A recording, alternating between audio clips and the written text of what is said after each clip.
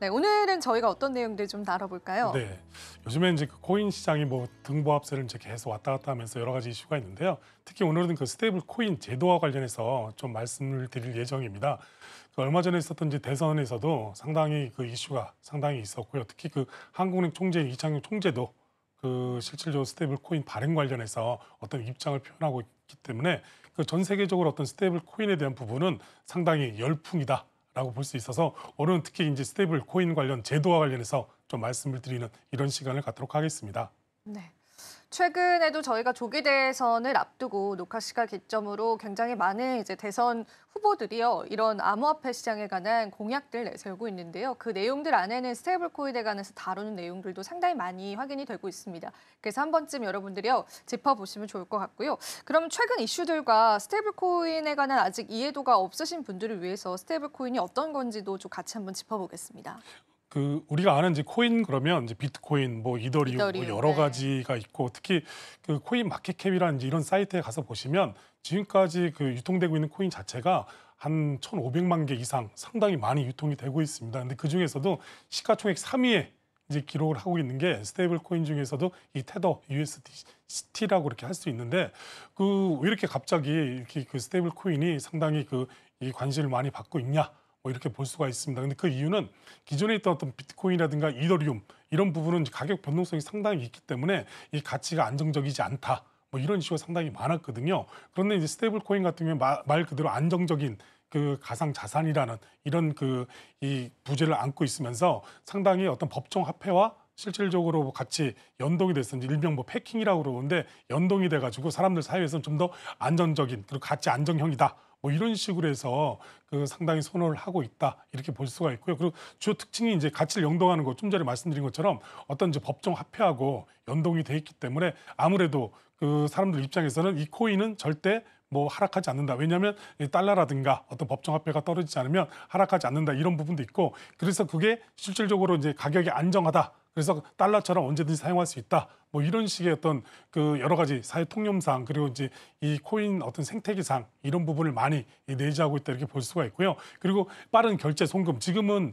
그 해외로 자기가 어떤 돈을 보낸다든가 어떤 자금을 결제한다 그러면 대부분 다 그 전통 금융을 거쳐서 가야 되잖아요. 그렇다 보니까 어떻습니까? 시간도 상당히 많이 걸리는데 스테이블 코인 가지고는 그 실질적으로 원하는 지갑에다가 자기 전송을 한다 그러면 가치가 많이 변동이 없기 때문에 그 받는 입장에서도 애초에 계약했던 금액처럼 거의 그대로 고스란히 보장을 받을 수 있는 부분이 그 중간에 또 이 어떤 금융기관을 거치면서 수수료라든가 시간 이런 부분도 상당히 이 절약되는 이런 부분도 있습니다. 그리고 제일 중요한 건 뭐냐면 아무래도 이게 그 어떤 자산에 어떤 방식으로 어떤 연동이 돼 있는지 이런 부분이 상당히 중요하다고 할 수 있을 것입니다. 네. 스테이블 코인 자체에 관해서 우리가 개념적인 부분들을 좀 짚어봤습니다. 실제로 최근에 스테이블 코인에 관해서 뉴스가 많이 다뤄지면서 투자자분들께서도 이제 공부를 하시는 부분이 많을 텐데 사실 스테이블 코인 자체는 유형이 좀 나눠져 있는 상황이잖아요. 그래서 네네. 그 하나하나의 유형들을 좀 짚어주시면 네, 감사하겠습니다. 좋은 질문이신데요. 여러 가지 유형이 있어 크게 한 네 가지 정도로 이제 구분될 수가 있는데 제일 중요한 건 이제 계속 말씀드렸던 어떤 이 법정화폐 담보용이 있습니다. 뭐 이 테더라든가 뭐 서클이라든가 이런 쪽에서 발행한 이런 이제 코인들이 실질적으로 법정화폐랑 계속 패킹이 걸려 있어서 법정화폐가 떨어지면 가치도 좀 약간 떨어지는 이런 부분도 있긴 하지만 그래도 상당히 안정적이다. 그래서 이 법정화폐 담보용이 있고요. 그다음에 이 가상자산 담보용이 있습니다. 생소할지 모르겠지만 이더리움이라든가 이런 가상자산을 담보로 해가지고 이제 발행한 것인데 이건 이제 안타깝게도 그 담보로 한 이 가상자산이 좀 약간 이 등락이 좀 있으면 이 스테이블 코인 자체도 좀 떨어지는 이런 부분이 있기 때문에 그 실질적으로 많이 활성화되지는 않은 것 같습니다. 그리고 우리가 이제 누나테라 사태를 이제 겪으면서 아시겠지만 이제 알고리즘 기반 차익 실현형 그 스테이블 코인이라고 하는데 이건 지금 거의 퇴출 수준이죠. 왜냐하면 그 한쪽 코인이 내려가면 다른 쪽 코인을 발행해가지고 이 코인의 어떤 가격을 일정하게 유지한다. 뭐 이런 부분이었거든요. 근데 다 좋은 건 그 한쪽이 떨어지면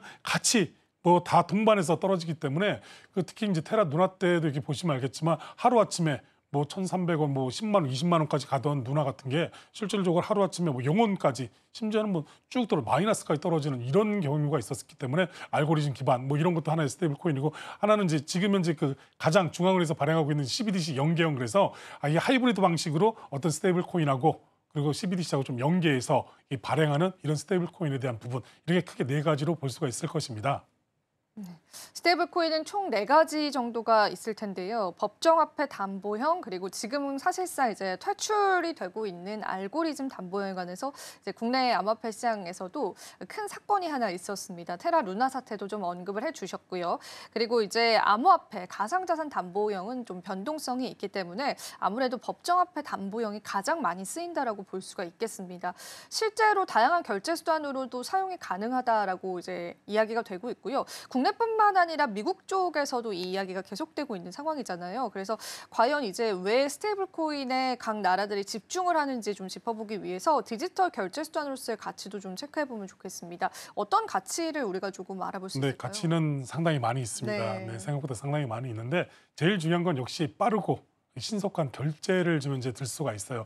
아무래도 블록체인 기반으로 하다 보니까 은행은 그 어떤 일과 시간 중에 있고 또 일과 시간이 벗어나면 보낼 수 있는 금액도 제한이 있고 막 이렇게 그런데 이 블록체인 기반으로 하니까 24시간 전 세계가 어떤 글로벌 한 시장에 같이 묶여 있는 거예요. 그래서 이 빠르고 그리고 그 수수료가 전혀 들지 않습니다. 그 어떤 가상자산 거래소를 거치는 것이 아니라 바로 지갑 대 지갑으로 전송을 하기 때문에 빠르고 저렴한 결제라고 이렇게 볼 수가 있고요. 그리고 국제 송금의 효율성 두 번째는 그렇게 말씀드릴 수 있는데 만약 자기가 해외 직구에서 어떤 물건을 살 수 있었는데 그 물건을 사고 난 다음에 결제 신용카드라든가 다른 현금으로 결제를 한다 그러면 아무래도 그 날짜에 있는 환율이라든가 이런 부분 때문에 그 좀 더 자기가 수수료를 많이 부담하는 이런 경우가 있었지만 이 스테이블 코인으로 결제를 한다 그러면 그냥 그 가치 그대로 결제를 하는 거기 때문에 아무래도 효율성이 상당히 극대화되는 이런 부분도 있고요. 제일 중요한 건 이제 디파이 핵심 인프라 그래서 지금은 어떻습니까? 대부분 다 중앙화에서 어떤 금융 체계가 이루어지고 막 그러는데 이 디파이니까 아무래도 그 탈중앙화 쪽에서 어떤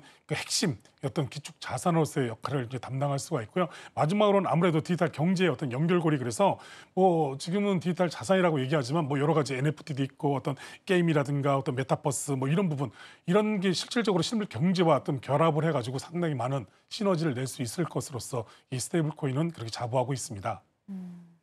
우리가 결제 수단으로서의 가치를 좀 짚어봤는데 교수님께 추가로 여쭤보고 싶은 건 실제로 이 결제 시스템이나 국제 송금으로서 사용이 되고 있는 걸까요? 예, 그럼요. 아무래도 지금은 뭐 공공연히 드러나고 있지 않는데 오늘도 그 이제 뭐 녹화 날이니까 그 실질적으로 한국은행에서 이제 발표한 자료에 따르면 이 스테이블 코인 그 이 사용량이 57조가 넘었습니다. 근데 대부분 다 그게 뭐 자기가 갖고 있는 것이 아니라 어떤 무역 자금을 결제한다든가 아니면 어떤 물건을 구입하고 그 물건을 갖다가 결제한다든가 아니면 자기가 어떤 그 달러하고 이 패킹을 걸어놓은 거기 때문에 어떤 뭐 이 자산의 어떤 뭐 이 저축성 뭐 이런 식으로 해서 종합적으로 봤을 때 57조 달러가 지금 상당히 넘어가고 있거든요. 그러다 보니까 아무래도 사람들 사이에서는 이제 지금은 야 CBDC가 더 좋은 거야 아니면 스테이블 코인 이런 것이 아니라 지금 결제 수단으로서요 어떤 CBDC가 상당히 자리를 잡았다 이렇게 볼 수가 있을 것입니다.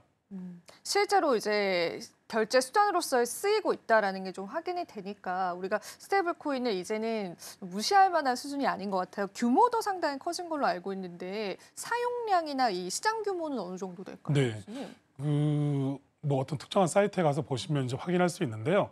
시가총액을 따졌을 때는 이제 비트코인, 이더리움, 그다음에 그 스테이블 코인, 특히 테더가 상당히 많은 그 양을 보이고 있는데 그 뭐 발행량은 따진다 그러면 저희 뭐 이 수치로 정확하게 뭐 그 발행량 그리고 또 유통량 뭐 이런 부분이 있지 않습니까? 따진다 그러면 그 수조 원대의 어떤 그 이 원화를 그 환산했을 때 그 정도의 어떤 위치를 보유하고 있고요. 그 사용량도 보면 일일 사용량이 지금 이제 뭐 그 하는 것이 그 대부분 다 트랜잭션, 그 이 지갑에서 지갑으로 이동한 뭐 이런 부분인데 이런 부분도 전 세계적으로 보면 그 수조 원대에 이르는 걸로 그렇게 볼 수가 있을 것입니다.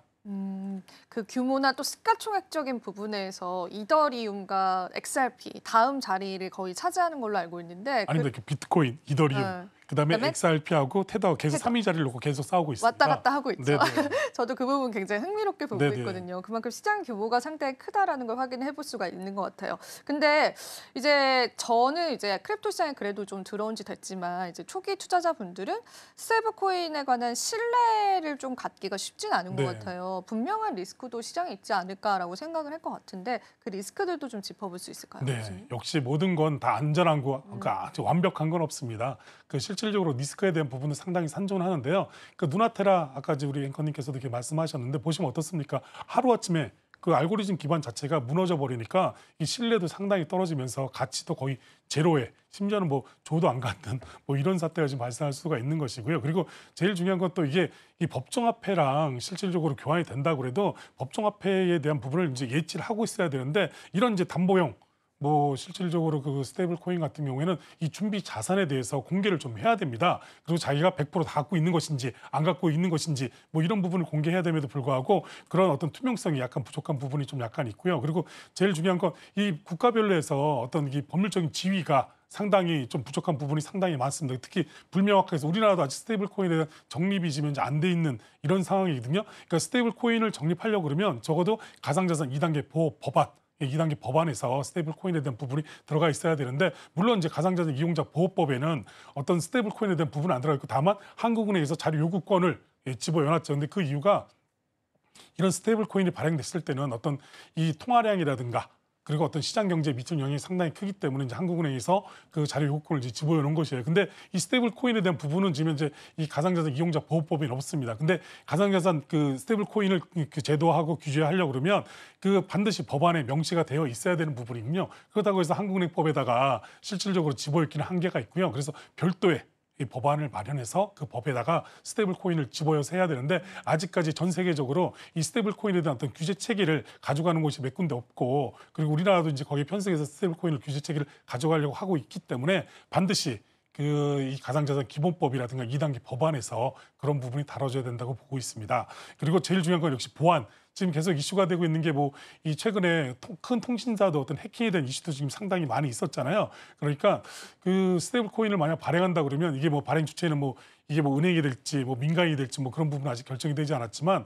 그 최근에 이제 그 위믹스 그 해킹 사태도 이제 발생한 걸 보시면 알겠지만 재단도 언제나 이게 해킹당할 수 있는 소지도 상당히 있고 가상자산 거래소도 해킹에 그 자유로울 수는 없는 부분이 있기 때문에 이런 부분이라든가 어떤 보안에 대한 그 상당히 취약하다 이런 인식을 상당히 떨쳐버리면서 그 스마트 계약에 대한 어떤 결함이라든가 이 담보 자산으로서의 어떤 청산이라든가 어떤 다양한 이런 기술적인 위험을 좀 극복할 수 있는 이런 계기가 된다 그러면 이런 리스크적인 부분을 좀 더 해지하지 있지 않을까 이렇게 보고 있습니다.